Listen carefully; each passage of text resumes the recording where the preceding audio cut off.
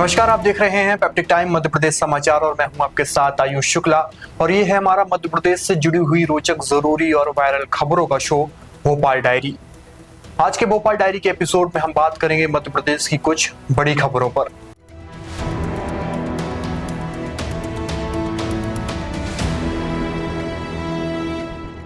आज शाम मध्य प्रदेश के 5 प्रमुख शहरों में सुरक्षा और आपदा प्रबंधन को लेकर एक बड़ी मॉक ड्रिल की गई। इसके पहले बीती रात भारतीय सेना ने ऑपरेशन सिंदूर करके पाकिस्तान और पाकिस्तान अधिकृत कश्मीर के उन ठिकानों पर हमला किया जहां आतंकी गतिविधियां हो रही थी। कल रात से ही पूरे देश में ऑपरेशन सिंदूर और इंडियन आर्मी की लगातार चर्चाएं हो रही हैं। अब वापस आते हैं मॉक ड्रिल पर। यह अभ्यास केंद्रीय गृह मंत्रालय के निर्देश पर उस आतंकी हमले के 15 दिन बाद किया गया जो जम्मू कश्मीर के पहलगांव में हुआ था। राजधानी भोपाल के एमपी नगर स्थित डीबी मॉल में मॉक ड्रिल के दौरान आग लगने की स्थिति का अभ्यास किया गया। यहां से लोगों को सुरक्षित बाहर निकालकर नूतन कॉलेज स्थित अस्थायी अस्पताल भेजा गया। इसके साथ ही इंदौर के डेंटल कॉलेज में भी आग लगने के बाद लोगों को सुरक्षित स्थानों तक पहुंचाया गया और घायल नागरिकों को अस्पताल ले जाने की कार्रवाई की गई। जबलपुर के समदड़िया मॉल में भी फायर मॉक ड्रिल की गई जहां रेस्क्यू टीमें पूरी तरह से सक्रिय दिखाई दी। ग्वालियर में भी एक प्रतीकात्मक हवाई हमला दिखाया गया। बिल्डिंग ढही, लोग मलबे में फंसे और फिर उन्हें मलबे से निकालकर एम्बुलेंस के जरिए अस्पताल पहुंचाया गया। कटनी के साधुराम स्कूल में सायरन बजते ही सुरक्षा बल हरकत में आ गए। स्कूल की छत पर बम फेंकने का सीन रचा गया और फायर ब्रिगेड तुरंत मौके पर पहुंची। भोपाल में शाम 7:30 बजे से 12 मिनट तक शहर में पूर्ण ब्लैकआउट रहा। रेड अलर्ट सायरन बजा, बिजली कंपनी ने स्ट्रीट लाइट बंद की और आम लोगों से भी अपने घरों की लाइट बुझाने की अपील की गई। 7:42 पर ग्रीन सायरन के साथ ऑल क्लियर सिग्नल दिया गया। इन 5 शहरों को रणनीतिक रूप से महत्वपूर्ण माना जाता है। भोपाल में सीआरपीएफ और साइबर मुख्यालय है। इंदौर में आर्मी वॉर कॉलेज, ग्वालियर में एयरफोर्स स्टेशन, जबलपुर में हथियार निर्माण फैक्ट्रियां और कटनी में ऑर्डिनेंस फैक्ट्री है।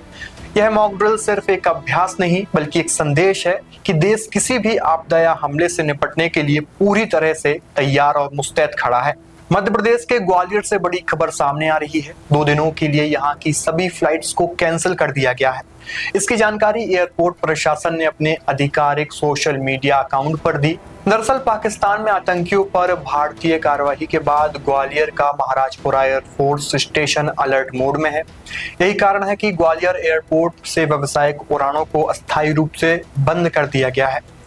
महाराजपुर एयरबेस सामरिक दृष्टिकोण से बेहद अहम माना जाता है।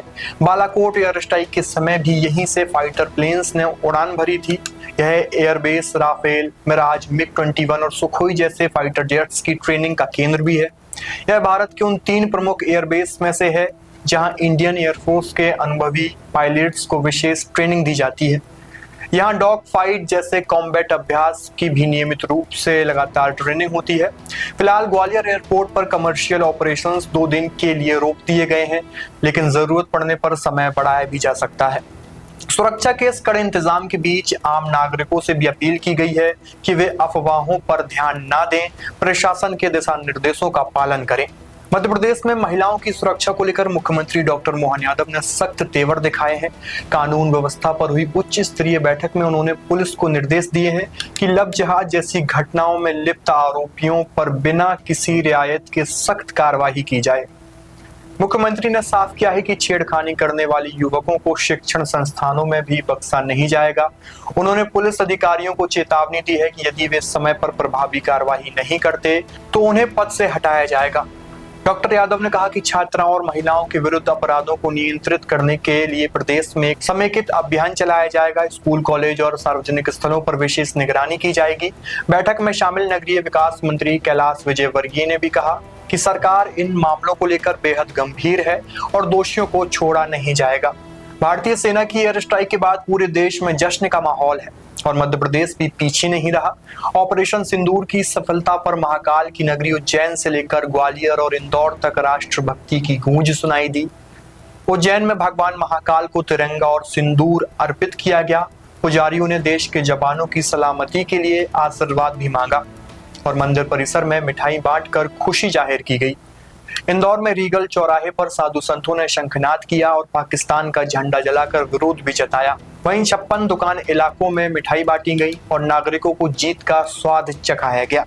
ग्वालियर में मुस्लिम समुदाय ने महाराज बाड़ा पर तिरंगा लहराकर ऑपरेशन सिंदूर की सफलता पर खुशी जाहिर की और कहा कि यह कदम आतंक को सीधी चुनौती देता है। इसके साथ ही राजधानी भोपाल में लिंक रोड नंबर 2 पर देशभक्तों ने आतिशबाजी की और पाकिस्तान के खिलाफ नारे लगाए गए। चारों ओर सिर्फ एक ही आवाज, जय हिंद जय भारत। अब बात करते हैं मध्य प्रदेश के मौसम की। प्रदेश में एक बार फिर मौसम ने करवट ले ली है। भोपाल, ग्वालियर, जबलपुर और उज्जैन में तेज आंधी और बारिश की चेतावनी जारी की गई है। वहीं इंदौर में रिकॉर्ड 121 किलोमीटर प्रति घंटा की रफ्तार से हवा चली, जिससे लोगों को भारी परेशानी का सामना करना पड़ा। धार जिले के किसानों के लिए यह आंधी आफत बनकर आई। मनावर के खेतों में खड़ी केले और पपीते की फसल को भारी नुकसान हुआ है। 2000 से ज्यादा पेड़ों में लगे फल गिर गए, जो दिल्ली मंडी के लिए तैयार थे। मौसम विभाग के अनुसार यह सिस्टम 10 मई तक एक्टिव रहेगा। वेस्टर्न डिस्टरबेंस, ट्रफ और साइक्लोन सर्कुलेशन के चलते पूरे प्रदेश में आंधी, बारिश और ओलों का सिलसिला जारी रह सकता है। लेकिन इन सब के बीच एक राहत की खबर यह है कि इन बदलावों ने भीषण गर्मी से कुछ राहत जरूर दी है। हालांकि मौसम वैज्ञानिकों का कहना है कि मई के अंत तक पारा फिर से 45 से 48 डिग्री तक पहुंच सकता है। भोपाल डायरी के आज के एपिसोड में सिर्फ इतना ही। आपके लिए सारी खबरें लिखी थी हमारे साथी आयुष पंडाग्रे ने। मैं आयुष शुक्ला आपसे विदा लेता हूं। जल्द मिलते हैं भोपाल डायरी के अगले एपिसोड में। और बाकी मध्य प्रदेश की तमाम छोटी बड़ी खबरों को देखने के लिए आप बने रहिए पेप्टिक टाइम मध्य प्रदेश समाचार के साथ। शुक्रिया।